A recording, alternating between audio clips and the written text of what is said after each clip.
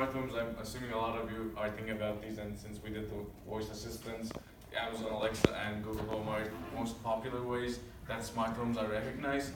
But it's not the only way that we can recognize smart homes.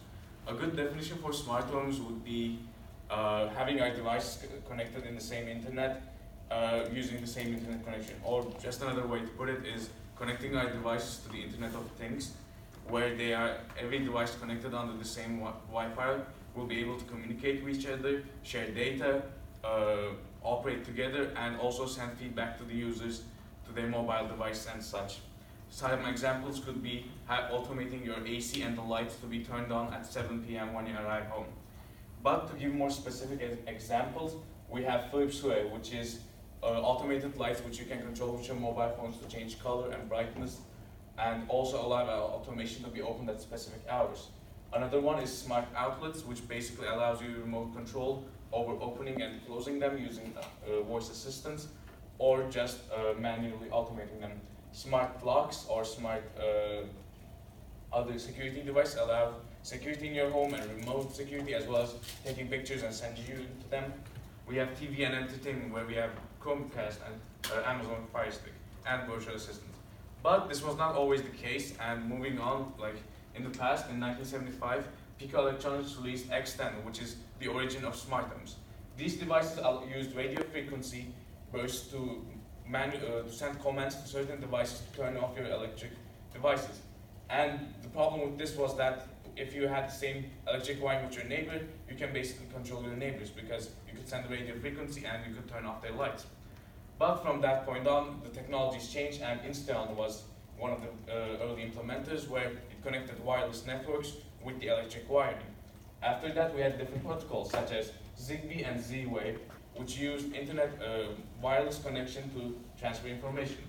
When we look at it as a timeline, Insteon was around 2005.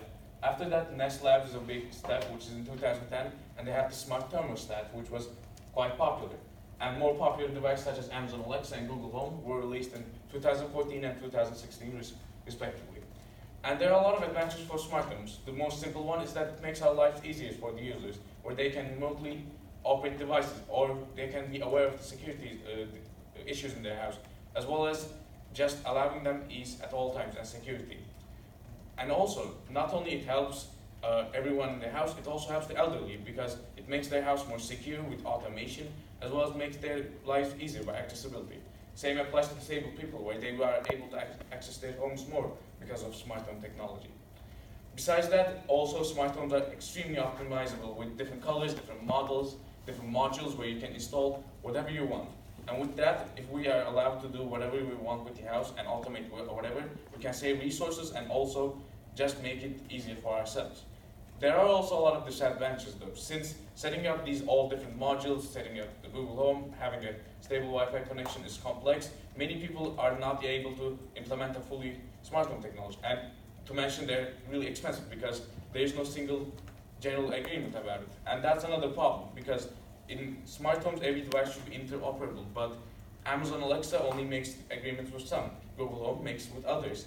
And you can't fully implement a smart home, because you realize one technology is only usable by Amazon Alexa or Google Home.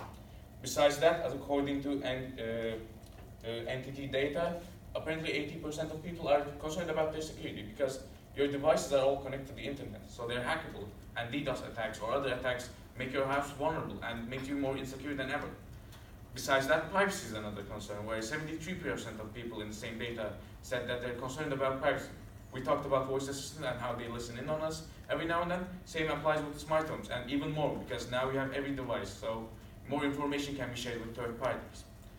In the future though, it might change. One of the positive ways that smart homes can be implemented can be called as smart buildings, where we apply the same technology of Internet of Things to industrial buildings, commercial buildings, or even different buildings where it's bigger and better. And if companies can come into agreements and new devices are introduced, we can have more agreements and more devices connected to the Internet of Things, making smart homes more accessible for everyone and more available in all senses. Besides that, there are also negative sides as well. Unemployment may rise due to automation, because it makes simple tasks done by robots and automated. So house cleaning can be done by Roomba and other devices, making some small tasks as businesses shut down. But it's also can lead to a lot of good and bad things where we can have both as a lot secure society as well as a lot controlled society where we can be tracked or just feel more secure. But it's unsure how the future entails, so smart homes are really not sure where they're headed. So thank you for listening.